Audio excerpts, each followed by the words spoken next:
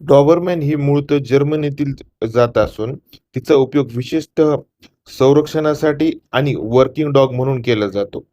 European डॉबरमॅनचे शरीर अमेरिकेतील डॉबरमॅनपेक्षा अधिक भरीव, मोठे आणि स्नायू मस्क्युलर असतात.